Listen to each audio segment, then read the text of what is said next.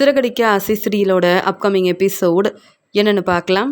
ரேகாவோட அப்பா முத்துவோட பாட்டி வீட்டுக்கு வந்து ரேகா கிட்ட மெதுவாக பேசி பார்க்குறாரு. ரேகா, நீ நம்ம வீட்டுக்கு வந்தனா இனி கண்டிப்பாக உன்னுடைய பேச்சை கேட்பேன். என் பிஸ்னஸை நீ தான் பார்த்துக்கணுன்ற நம்பிக்கையில் இருந்தேன். ஆனால் நீ சத்யாவை விரும்புகிறேன்னு தெரிஞ்சுக்கிட்டு என்னால் இதெல்லாம் பொறுமையாக பார்த்துட்டு இருக்க முடியல. அதனால தான் உன்னை வெளியூருக்கு அனுப்புனேன். என் ஃப்ரெண்டு வீட்லேயும் தங்க வச்சேன். ஆனால் நீ என்னை புரிஞ்சுக்காம இப்படி சத்யாவை கல்யாணம் பண்ணிப்பேன்னு யோசிக்கவே இல்லை. இப்போவும் பரவாயில்ல ரேகா, நீ நம்ம வீட்டுக்கு வந்துரு, உன்னை நல்லா பார்த்துப்போம் அப்படின்னு ரேகாவோட அப்பா பேச ஆரம்பிக்கும் போது, அப்பா என்ன பேசுறீங்க? இப்போவும் என்னை புரிஞ்சுக்காம தான் பேசுறீங்க. நான் உண்மையாவே சத்யாவை விரும்புகிறேன்னு தெரிஞ்சுக்கிட்டு எனக்கு சப்போர்ட் பண்ணியிருந்தா பரவாயில்ல, நான் நம்ம வீட்டிலே இருந்திருப்பேன், உங்கள் பேச்சை கேட்டிருப்பேன். ஆனால் நீங்கள் சத்யா வீட்டில் வந்து பிரச்சனை செய்கிறீங்க, மீனா முத்துவுக்கு பிரச்சனை செய்கிறீங்க. ஆனால் என்கிட்ட பேச மாட்டேங்கிறீங்களே. உங்களுக்கு இந்த உண்மை எப்போவோ தெரியும். அப்புறம் எதுக்கு என்னை வெளியூருக்கு அனுப்பணும்? எதுக்கு உங்கள் ஃப்ரெண்டு வீட்டில் தங்க வைக்கணும்? நீங்கள் எப்பயும் போல் என்கிட்ட கேள்வி கேட்டிருக்கலாம், பேசியிருக்கலாம், நானும் உண்மையை சொல்லியிருப்பேன். ஆனால் நீங்கள் நான் உங்கள் பேச்சை கேட்கணும்னு நினைக்கிறீங்க. ஆனால் நான் என்ன யோசிக்கிறேன் அப்படின்றத புரிஞ்சிக்கவே இல்லையே. அது மட்டும் இல்லாமல் இத்தனை வருஷம் சிந்தாமணிக்கிட்ட பேசாமல் இருந்தீங்க. இப்போ என்னப்பா எனக்காக 2 பேரும் பேச ஆரம்பிச்சிட்டீங்க? சரிப்பா, உங்கள் வாழ்க்கையை நீங்கள் சந்தோஷமாக பார்த்துக்கிட்டா அதுவே போதும். ஆனால் எதுக்கு என் வாழ்க்கையில் இப்படி பிரச்சனை செய்யணும்னு நினைக்கிறீங்க? உண்மையாகவே சத்யாவை விரும்பி கல்யாணம் பண்ணிக்கிட்டேன். இனி உங்கள் பேச்சை கேட்க வேண்டிய அவசியம் எனக்கு இல்லை. அதே மாதிரி உங்கள் வீட்டுக்கு எதுக்குப்பா நான் வரணும்?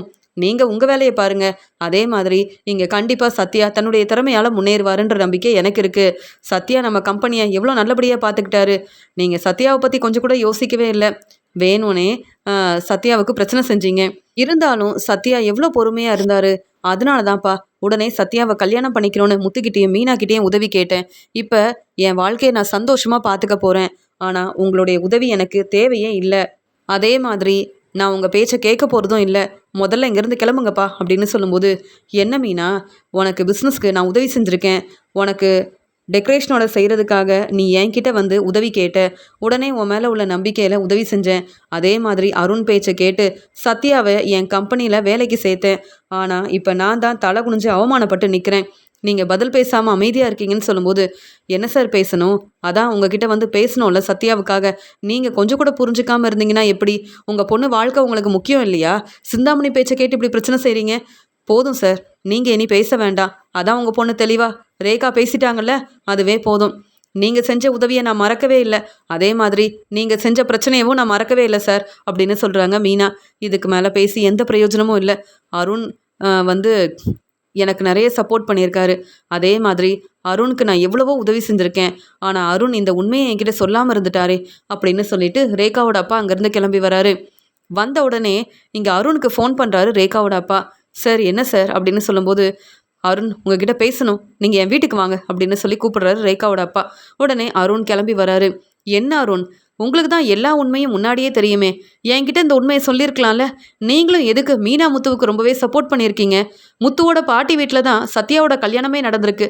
ரேகாவுக்கும் சத்யாவுக்கும் கல்யாணம் நடந்துருச்சு அருண். இந்த உண்மை உங்களுக்கு தெரியும்ல. ஒன்றுமே தெரியாத மாதிரி என்கிட்ட இந்த உண்மையை சொல்லாமல் இருந்துட்டீங்களே அருண் அப்படின்னு கேள்வி கேட்குறாரு ரேகாவோட அப்பா. உடனே அருண், என்ன சார் சொல்கிறீங்க? நான் வந்து முத்துவோட பாட்டி வீட்டுக்கு போயிருந்தேனே. சீதாவோட அம்மாவும் அங்கே தான் இருந்தாங்க. ஆனால் அங்கே ரேகாவும் சத்யாவும் இல்லையே. நான் தான் அங்கே போய் பார்த்துட்டு வந்தேனே அப்படின்னு சொல்லும்போது, என்ன அருண், எப்படியாவது பேசி இந்த பிரச்சனையை சமாளிக்கணும்னு நீங்களும் பொய் சொல்ல ஆரம்பிச்சிட்டிங்களா? முத்து மீனாவுக்கு நீங்களும் சப்போர்ட் பண்ணுவீங்கல்ல. ஏன்னா நீங்கள் மீனாவோட தங்கச்சி சீதாவை தானே கல்யாணம் பண்ணியிருக்கீங்க. அதனால உங்கள் வீட்டில் உள்ள எல்லாருக்கும் சப்போர்ட் பண்ணுறீங்க. இந்த உண்மையை நீங்கள் சொல்லாமல் இருந்துட்டீங்க. உங்கள் மேலே எனக்கு தனி மதிப்பு மரியாதை இருந்தது அருண். அது மட்டும் இல்லாமல் உங்கள் பேச்சை கேட்டு தான் இங்கே மீனாவோட தம்பி சத்யாவுக்கு என் கம்பெனியில் வேலை கொடுத்தேன். நீங்கள் சொன்னதால தான் உங்களுக்கு உதவி செஞ்சேன். இது மட்டும் இல்லாமல் உங்கள் வேலையிலையும் நான் நிறைய உதவி செஞ்சுருக்கேன். நீங்கள் கொஞ்சம் யோசிச்சு பாருங்கள். இந்த வேலை உங்களுக்கு கிடைக்கிறதுக்கு காரணமே நான் தான். ஆனால் கொஞ்சம் கூட யோசிக்காமல் எனக்கு சப்போர்ட் பண்ணாமல் இந்த உண்மையை சொல்லாமல் இருந்துட்டீங்கல்ல. அப்போ முத்து மீனா பக்கம் தானே இருந்திருக்கீங்க. என் பொண்ணு ரேகா எங்கே இருக்காங்கன்ற உண்மை உங்களுக்கு ஏற்கனவே தெரியும். முத்துவோட பாட்டி வீட்டில் தான் இருந்திருக்காங்க. ஆனால் இந்த உண்மையை சொல்லாததுனால இப்போ ரேகா சத்யாவை விரும்பி கல்யாணம் பண்ணிக்கிட்டா. நாங்கள் எவ்வளவோ பேசி பார்த்தோம். ரேகா எங்கள் வீட்டுக்கு வரவே மாட்டேன்னு சொல்லிட்டா. இப்படிலாம் நடக்கும்னு நான் யோசிக்கவே இல்லை அருண். நீங்கள் கண்டிப்பாக எனக்கு சப்போர்ட் பண்ணுவீங்கன்னு நினச்சேன். ஆனால் முத்து பக்கம் இருந்து இந்த கல்யாணத்தை நீங்களும் நடத்தி வச்சுருக்கீங்க. என்னதான் இந்த கல்யாணத்துக்கு நீங்கள் வரலனாலும் கண்டிப்பாக இந்த கல்யாணத்தை பற்றின உண்மை உங்களுக்கு தெரியும். ஆனால் இந்த உண்மையை சொல்லாமல் இருந்துட்டீங்களே அருண். உங்கள் மேலே எவ்வளவோ நம்பிக்கை வச்சுருந்தேன். இனி உங்களை நான் நம்பவே மாட்டேன். அதே மாதிரி உங்களுக்கு இனி என்னால் எந்த உதவியும் செய்ய முடியாதுன்னு சொல்லும்போது, என்ன சார் நீங்கள் எனக்கு எவ்வளவோ உதவி செஞ்சுருக்கீங்க, சப்போர்ட் பண்ணியிருக்கீங்க.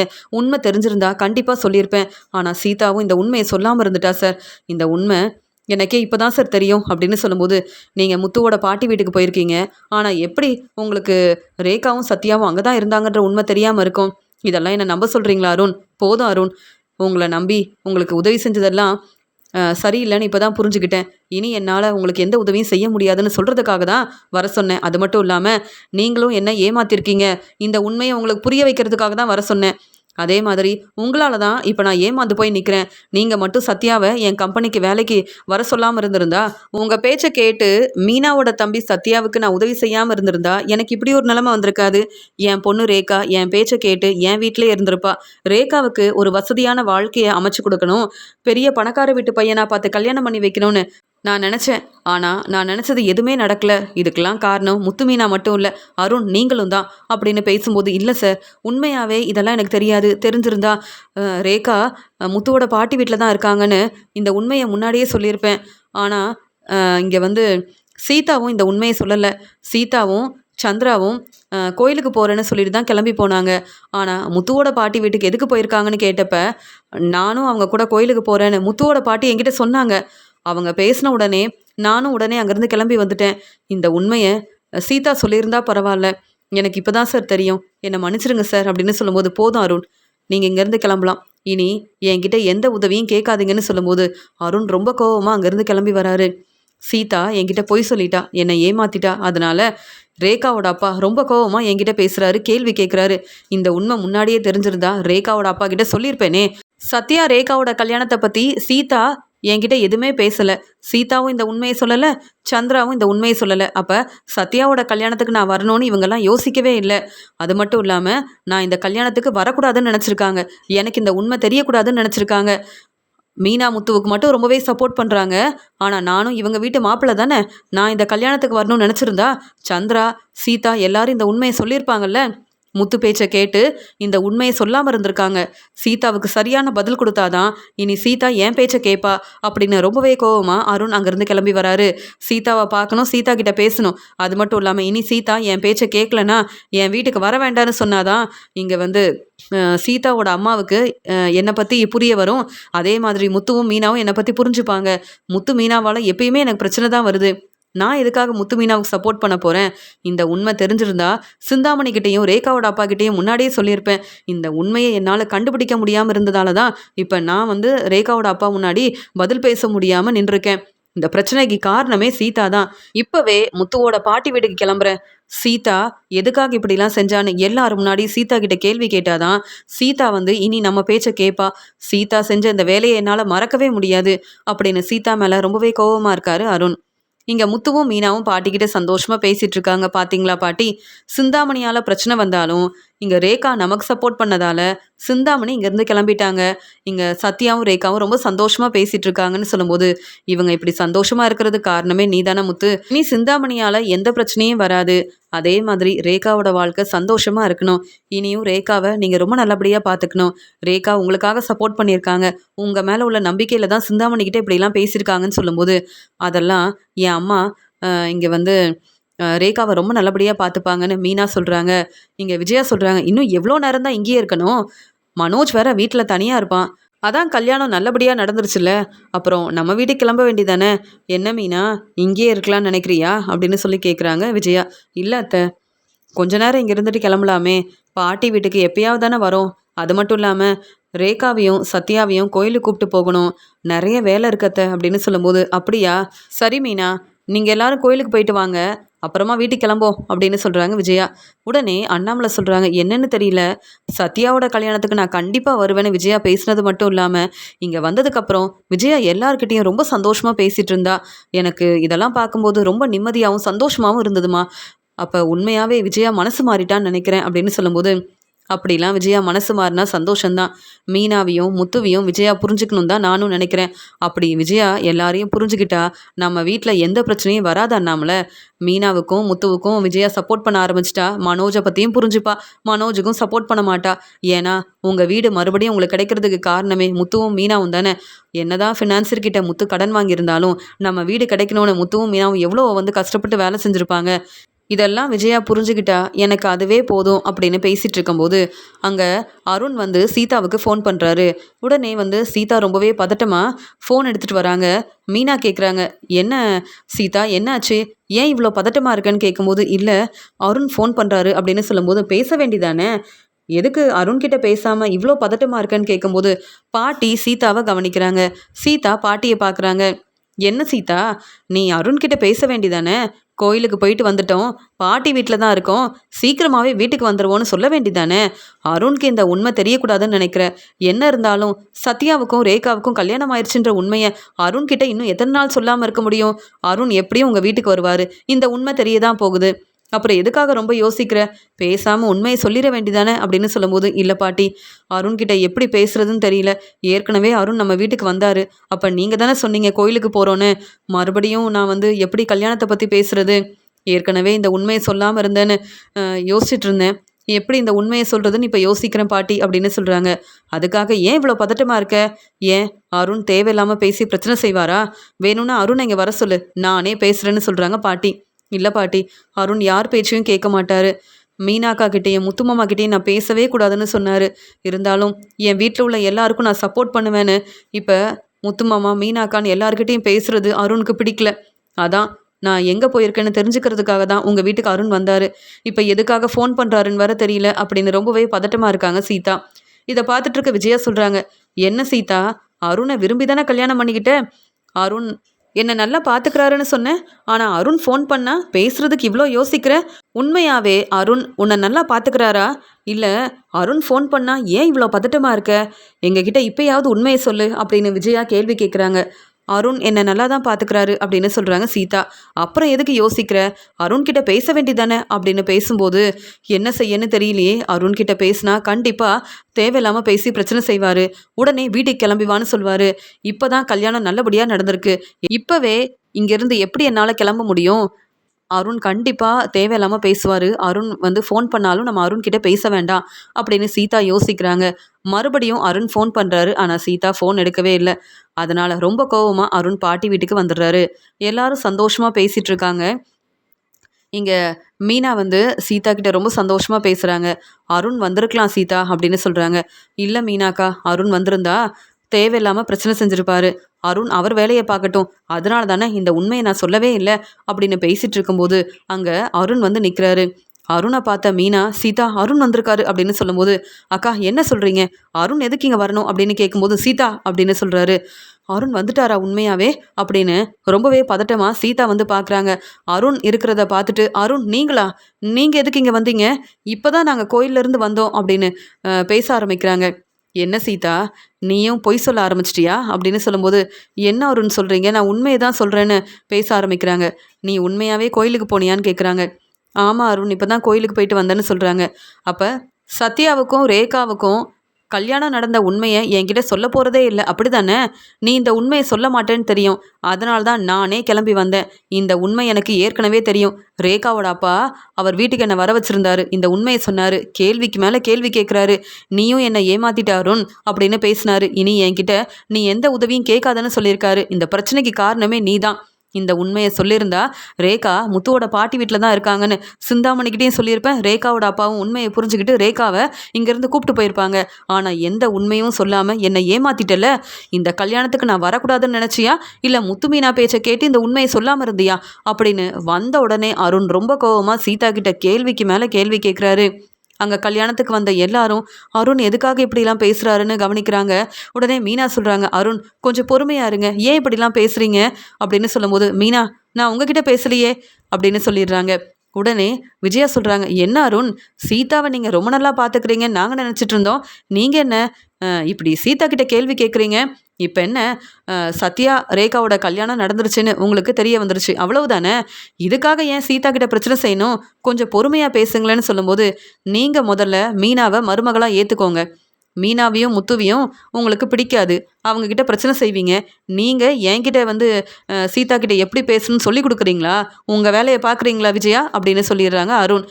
இங்கே அண்ணாமலை வந்து, என்ன அருண், எல்லாரையும் புரிஞ்சுக்காம பேசுகிறீங்க, எல்லாரையும் எதிர்த்து பேசுகிறீங்க, இதெல்லாம் சரியில்லையே அப்படின்னு சொல்லும்போது, உங்கள் பையன் முத்துக்கிட்ட பேசி புரிய வைங்க. முத்துவுக்கு சப்போர்ட் பண்ணுறீங்கல்ல, நீங்கள் என்கிட்ட பேசாதீங்க அப்படின்னு சொல்லிடுறாரு அருண். இதெல்லாம் பார்த்துட்டு இருக்க பாட்டி ரொம்ப கோவமா, என்ன இந்த அருண் நம்ம வீட்டுக்கு வந்து எல்லாரையும் ரொம்பவே எதிர்த்து பேசிட்டு இருக்கான், போனா போதுன்னு இவ்வளோ நேரம் பொறுமையாக இருந்தேன். இங்கே சீதாவை அருண் புரிஞ்சுப்பாருன்னு நினச்சேன், ஆனால் அருண் வந்ததுலேருந்து ரொம்ப பேசிகிட்டே இருக்கானே அப்படின்னு பாட்டி ரொம்ப கோவமாக பார்த்துட்ருக்காங்க. உடனே மீனா கிட்ட முத்து சொல்கிறாங்க, மீனா நீ பொறுமையாரு, நீ எதுக்கு அருண் கிட்ட பேசுகிற? அருணை பற்றி நமக்கு ரொம்ப நல்லா தெரியும். சீதா பேசி இந்த பிரச்சனையெல்லாம் சரி செய்யட்டும். நீ தேவையில்லாமல் பேசாத, சீதாவுக்கு சப்போர்ட் பண்ணாத. சீதா தானே இந்த உண்மையை சொல்லலை, சீதா பேசட்டும். அப்படி என்னதான் நடக்குதுன்னு பார்க்க தானே போகிறோம் அப்படின்னு முத்து சொல்கிறாரு. என்ன சீதா, இங்கே இருக்கிற எல்லாரும் உனக்கு சப்போர்ட் பண்ணுறதுனால என்ன வேணாலும் செய்யலான்னு நினைக்கிறியா? இந்த உண்மையை எதுக்கு என்கிட்ட சொல்லலை? எதுக்கு என்ன ஏமாத்தின? கோயிலுக்கு போகிறேன்னு ஏன் பொய் சொன்னேன் அப்படின்னு கேட்குறாரு அருண். உடனே சீதா, இல்லை அருண், நான் பொய் சொல்லலை. இந்த உண்மையை சொன்னால் நீங்கள் இப்படி தான் இங்கே வந்து பிரச்சனை செய்வீங்கன்னு எனக்கு தெரியும். உடனே சத்யாவோட கல்யாணம் நல்லபடியாக நடக்கணும்னு எங்களுக்கு சப்போர்ட் பண்ணுவீங்களா? இல்லையே, எப்படியாவது ரேகாவோட அப்பா கிட்ட உண்மையை சொல்லணும்னு நினைப்பீங்க. அதனால் நாங்கள் நினச்ச மாதிரி இந்த கல்யாணம் நல்லபடியாக நடக்கணும்ல, அதான் இந்த உண்மையை சொல்லலை. போதுமா? இதுக்கு மேலே நீங்கள் பேச வேண்டாம். நான் பேசாமல் எங்கள் அம்மா வீட்டிலேயே இருக்கிறேன். நீங்கள் வேணும்னா இங்கேருந்து கிளம்புங்க. அதுக்காக இப்படிலாம் கேள்விக்கு மேலே கேள்வி கேட்காதீங்க அருண். நீங்கள் வந்தால் இப்படி தான் பிரச்சனை வரும் தெரியும் அருண் அப்படின்னு சொல்லும்போது, அப்போ என்னை உண்மையாகவே விரும்பி தானே கல்யாணம் பண்ணிக்கிட்ட, என்கிட்ட எப்படி பொய் சொல்ல தோணுது? இப்படிலாம் பொய் சொல்லிட்டு ஒன்றுமே தெரியாத மாதிரி பேசுறியே. எங்கள் வீட்டுக்கு வர வேண்டாம் அப்படின்னு சொல்கிற, இப்போ உங்கள் வீட்டுக்கு நான் வரல, எங்கள் அம்மா வீட்டிலே இருக்கேன்னு சொல்கிற, நீ செய்கிற வேலையெல்லாம் செஞ்சுட்டு இப்போ ரொம்ப வந்து பேசுறியே அப்படின்னு சொல்லும்போது, இல்லைங்க நான் சரியாக தான் பேசுகிறேன், என்னை மன்னிச்சிருங்க. நான் உங்ககிட்ட பொய் சொல்லணும்னு நினைக்கல, ஆனால் இந்த உண்மை தெரிஞ்சால் உங்களால் பிரச்சனை வரும். இங்கே வந்து சத்யா ரேகாவோட கல்யாணம் நல்லபடியாக நடக்கணுன்றதுக்காக தான் இங்கே வந்து உண்மையை சொல்லலை அப்படின்னு சொல்லும்போது, இப்படி செய்கிற வேலையெல்லாம் செஞ்சுட்டு இப்படி என்கிட்ட வந்து ரொம்ப அமைதியாக பேசுகிற, நானும் உன்னை மன்னிச்சிடுவேன்னு நினைக்கிறியா? இல்லை நீ பேசுகிறதெல்லாம் கேட்டு உன்னை அப்படியே நம்பிடுவேன்னு நினைக்கிறியா? முடியவே முடியாது. நீ செஞ்ச பிரச்சனையால், நீ உண்மையை சொல்லாமல் இருந்ததால் இப்போ நான் தான் எல்லாரும் முன்னாடியும் தலை குனிஞ்சு அவமானப்பட்டு நிற்கிறேன். ரேகாவோட அப்பா எனக்கு எவ்வளோ சப்போர்ட் பண்ணியிருக்காரு தெரியுமா? எவ்வளோ உதவி செஞ்சுருக்காரு தெரியுமா? ரேகாவோட அப்பாவால் தான் இப்போ இந்த வேலையே எனக்கு கிடச்சிது. அதனால் அவருக்கு நான் எப்பயுமே சப்போர்ட் பண்ணணும்னு நினப்பேன். ஆனால் ரேகாவோட அப்பா என்னை கூப்பிட்டு கேள்விக்கு மேலே கேள்வி கேட்குறாரு. இனி உதவி செய்யவே மாட்டேன்னு சொல்லிட்டாரு. இப்போ உனக்கு சந்தோஷம் தானே? ஏன்னா எனக்கு இந்த வேலையும் இல்லைன்னா, நான் வேலையே இல்லாமல் வீட்டில் இருந்தேன்னா உன் பேச்சை கேட்டுட்டு இருக்கணும், அதுதானே நீ யோசிக்கிற, அப்படிலாம் நடக்கணும் தானே யோசிக்கிறேன்னு சொல்லும்போது, என்ன அருண் இப்படிலாம் பேசுகிறீங்க? நீங்கள் வேலைக்கு போகணும், நல்லா சம்பாதிக்கணும், நம்ம குடும்பத்தை பார்த்துக்கணுன்னு தான் நானும் நினைக்கிறேன். ஆனால் உங்களால் பிரச்சனை வரும்னு தெரிஞ்சுக்கிட்டு உங்களுக்கு எப்படிங்க சப்போர்ட் பண்ண முடியும்?